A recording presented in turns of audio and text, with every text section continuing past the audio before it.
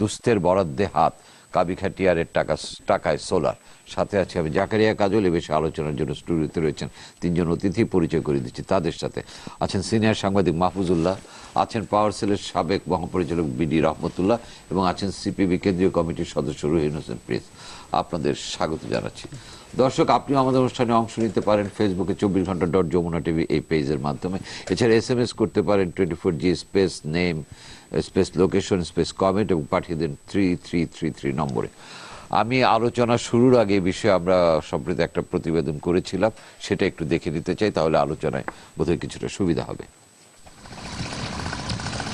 গ্রামীণ অবকাঠামো উন্নয়ন আর দারিদ্র্য বিমোচনের জন্যই কাবিখা আর টিআর প্রকল্প। এতদিন এটিই ছিল কাবিখা আর টিআরের ধারণা। এবার হুট করেই সেই বরাদ্দের অর্ধেক সোলার প্যানেল আর বায়োগ্যাসে ব্যয় করার সিদ্ধান্ত নিয়েছে সরকার। চলতি বছর এই দুই খাতে বরাদ্দ 7,75,000 টন খাদ্যশস্য। এর মধ্যে কাবিখায় 3,75,000 টন আর টিআরে বরাদ্দ 4 লাখ টন। ছাড় পেয়ে গেছে কাবিখার 70,000 টন আর টিআরের 76,400 টন খাদ্যশস্য। প্রধানমন্ত্রীর সিদ্ধান্ত, মোট বরাদ্দের অর্ধেক খরচ করতেই হবে সোলার প্যানেলে। সংশ্লিষ্ট মন্ত্রণালয়ের মন্ত্রী বলছেন, অবকাঠামোর চেয়ে বিদ্যুতের দরকার বেশি। গ্রামে এমন অনেক প্রত্যন্ত অঞ্চল রয়েছে যেখানে বিদ্যুৎ যাওয়া কোনো মতেই এই মুহূর্তে সম্ভব না। টিআর কাবিখার যে বরাদ্দটা থাকে, ওই বরাদ্দ টাকা দিয়ে কিন্তু এটা করতে হবে। উপজেলা চেয়ারম্যান, মাননীয় সংসদ সদস্যের পরামর্শ, ইউনিয়ন কাউন্সিল চেয়ারম্যান মেম্বার যারা এই প্রজেক্টগুলো তৈরি করে, তাদের মূলত দায়িত্ব এটা কিভাবে কোত্থেকে আনবে, কিভাবে করবে। যদিও এর ঘোর বিরোধিতায় বিশ্লেষকরা। এমন সিদ্ধান্তের কোনো যৌক্তিকতাই দেখছেন না কেউ। টার্গেটেড ট্রান্সফার পেমেন্ট সেটা তো হওয়ার সুযোগ নেই। টাকাটা চলে যাচ্ছে সোলার প্যানেল কিনে সেটা ইনস্টল করার মধ্যে। যারা পাওয়ার না তারা দেখা যাবে, যারা who can afford two install solar panel, তার বাসায় হয়তো কাবিখার এগেইনস্টে সোলার প্যানেলটা দিয়ে দেওয়া হচ্ছে। পুরো প্রক্রিয়াটিকেই দলীয় স্বার্থ হাসিলের পরিকল্পনা বলে মনে করছেন রাজনীতিকরা।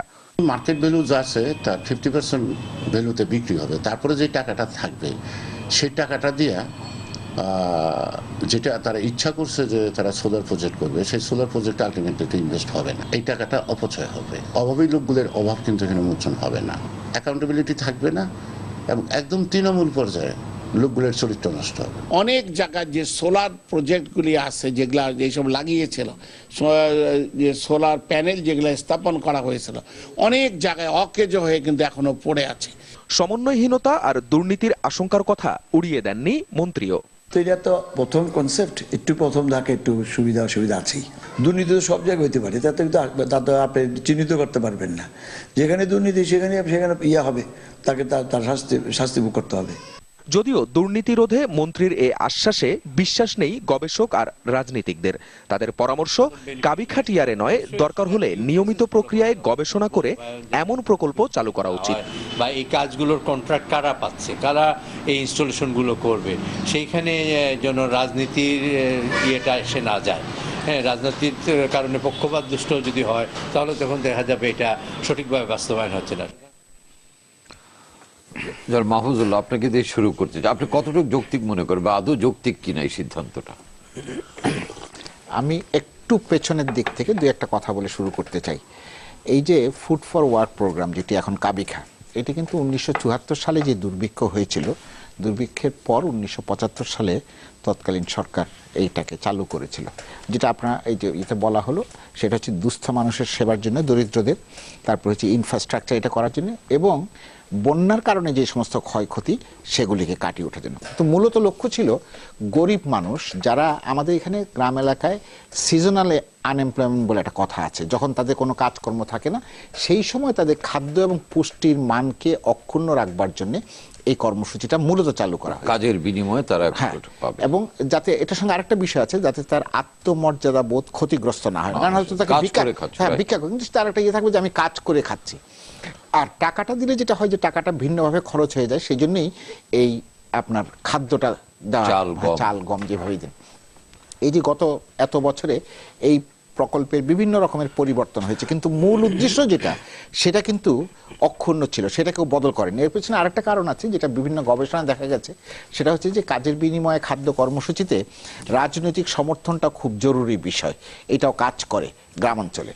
এইটা। আর আরেকটা একই সঙ্গে টেস্ট রিলিফ, তার সঙ্গে আরেকটা প্রকল্প বেশ কিছুদিন ধরে চলছে, সেটাও হচ্ছে ফুড ফর এডুকেশন বা শিক্ষার খাদ্যের বিনিময়ে শিক্ষা। সেটা অবশ্য এই একই ধরনের উদ্দেশ্য নিয়ে। উদ্দেশ্যটা কি? উদ্দেশ্যটা হচ্ছে যে আমাদের দেশে যারা গরিব মানুষ তাদের খাদ্যের যে নিরাপত্তা সেটা নিশ্চিত করবার জন্য এমন সব মেকানিজম দরকার যে মেকানিজমের মাধ্যমে আমরা তাদেরকে সুবিধাটা পৌঁছাতে পারি, যেটাকে আমরা সোশ্যাল সেফটি নেট বলা হয়। তো সেই সোশ্যাল সেফটি নেটের আওতায় এদেরকে আনা হয়েছে।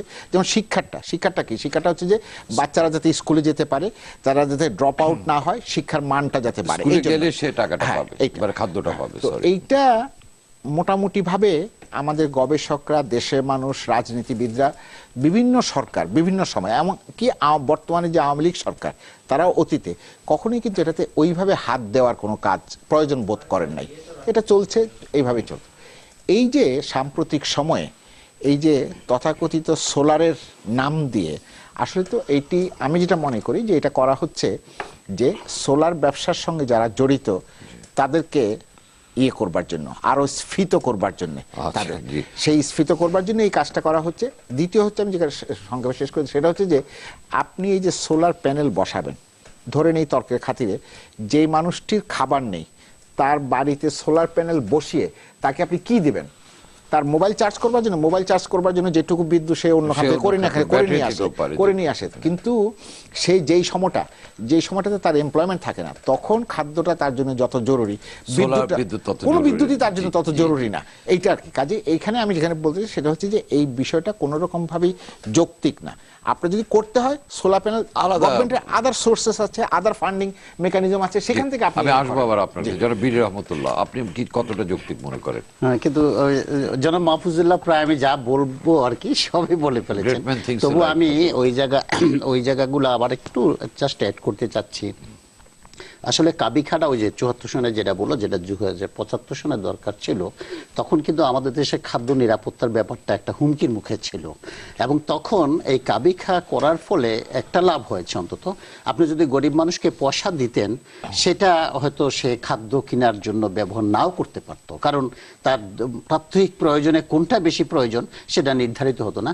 কিন্তু খাদ্যটা, বিশেষ করে গমটা দেওয়া হয়েছিল, তাতে হচ্ছে কি যে ওই যে খাদ্যের দামটাও কমে গেল এবং খাদ্য সিকিউরিটিটা বাড়লো। এটা সে যেটা বলছে সেফটি নেটওয়ার্কের জন্য, that was very much required. এবং মানুষের হাতে পয়সা দিলে সেই কাজটা হতো না। কিন্তু সাথে সাথে একটা জিনিস, আমি নিজেও গ্রামে গিয়েছিলাম, যে রাস্তাঘাট ব্রিজগুলো ঠিক হওয়ার জন্য এই গমটা যে ব্যবহার হয়েছে, তাতে কিন্তু ইনফ্রাস্ট্রাকচার ডেভেলপমেন্ট করতে, স্কুল, কলেজ, মসজিদ, মন্দির সবই ভালো হওয়াতে প্রোডাকশন বাড়লো, মাছের চাষ বাড়লো, অর্থাৎ একটা ইকোনমি, গ্রামীণ যে ইকোনমি, আমি মনে করি এখনো দেশে গ্রামীণ ইকোনমিটাই প্রধান এবং সেটা একটা গতিপথ পেল। কিন্তু সেখানে আমার একটা আপত্তি আছে, আপনি যেভাবে এখানে প্রশংসা করলেন বা যারা করলো, সেখানে কিন্তু দুইটা জিনিস ছিল। এক, যারা এই যে গম বিতরণ করতো বা এইসব করতো, দুর্নীতির একটা প্রকট ভাব সেখানে ছিল এবং অনেক লোক পাচ্ছিল না। এবং ওই যে পলিটিক্যাল একটা ইয়া ছিল যে সেটা সবসময় থাকে 100% ইউ ক্যানট এক্সপেক্ট। আচ্ছা, যাই হোক, তবু মানে ওইগুলাকে আমরা হয়তো আরো অনেকদিন কন্ট্রোল করতে পারবো না, কিন্তু ওইখানে একটু অ্যাডমিনিস্ট্রেট দরকার ছিল। এটা মনে হয় উপর থেকে একটু লিবারালিজম। আমি তাহলে একটু তথ্য দিয়ে আপনার কাছে যাচ্ছি।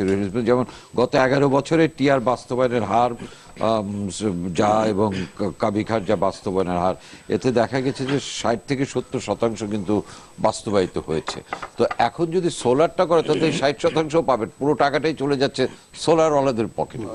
রুইনের কাছে যাওয়ার আগে আমি দুটো জিনিস যোগ করি। ওই যে আপনি যেটা বললেন বাস্তবায়নের পক্ষে, কারণ কিন্তু দুটি বেসরকারি সংস্থা, আন্তর্জাতিকভাবে দুটি বেসরকারি সংস্থা কিন্তু এই কর্মসূচির সঙ্গে জড়িত ছিল। একটা হচ্ছে কেয়ার আর একটা হচ্ছে মেরোনাইট ক্রিশ্চিয়ান কমিটি, MCC, দুটি বাংলাদেশে আছে। আর আরেকটা যেটা ওই যে বললো যে গমের সঙ্গে দুর্নীতি, আমাদের এমপিদের সম্পর্কে আমি মানে তাদের প্রতি ইয়ে রেখেই বলছি, একটা বাজারে একটা কথা চালু আছে যে তারা তো আসলে আইন প্রণেতা হওয়া উচিত, আইন প্রণেতা না হয়ে তারা হয়ে যাচ্ছেন গম ডিস্ট্রিবিউটর। ওই জন্য এইসব দুর্নীতির কথাগুলো সামনে আসে। আসলে কাগজে কলমে দেখা গেছে 11 বছর টিআর বাস্তবায়ন হয় 99 থেকে 100% এবং 98% কাবিখার ব্যাপারে। কিন্তু সেটা না, 70 থেকে 75% কিন্তু বাস্তবায়িত হয়, মানুষ উপকৃত হয়, যেটা যেন মাহফুজুল্লাহ বলছিলেন, যখন কাজ থাকে না তখন সে খাদ্য পাচ্ছে। ধন্যবাদ আপনাকে। আমি বিষয়টাকে 3টা ধারা জিনিসটা বলি। প্রথমত হচ্ছে যে এই যে সামাজিক নিরাপত্তা বেষ্টনী, অনেকদিন ধরে আমাদের বাজেটে কিন্তু অনেক বড় বরাদ্দ থাকে।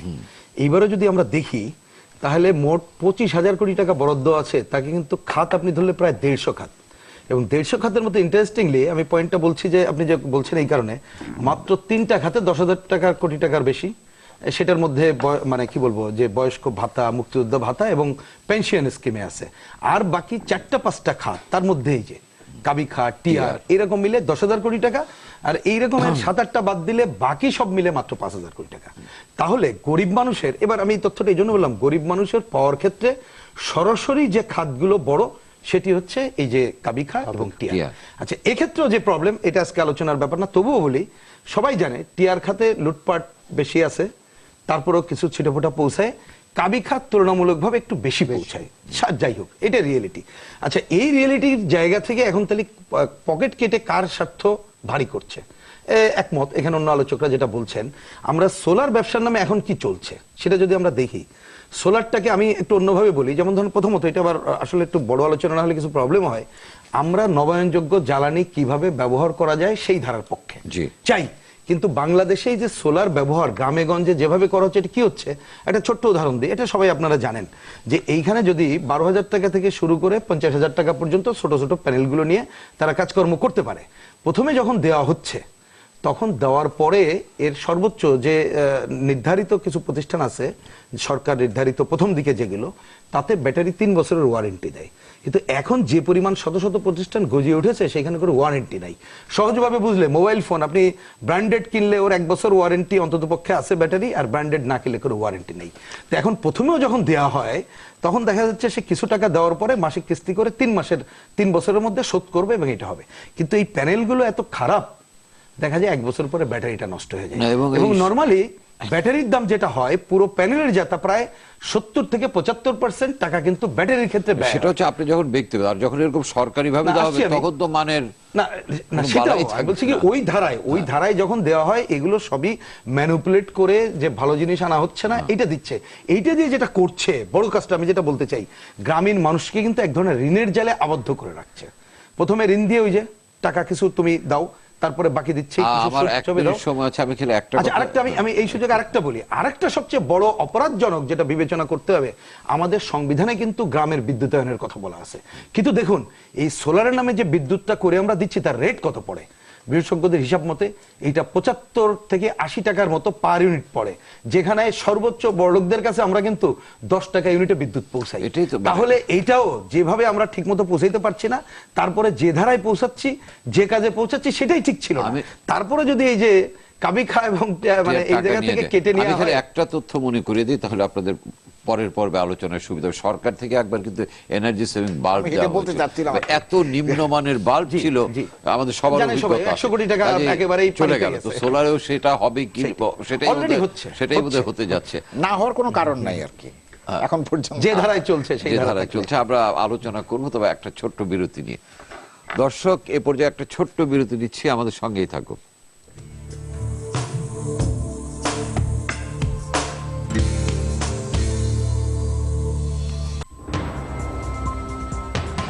আপনারা দেখছেন 24 ঘন্টা উইথ আরএস আরিফ।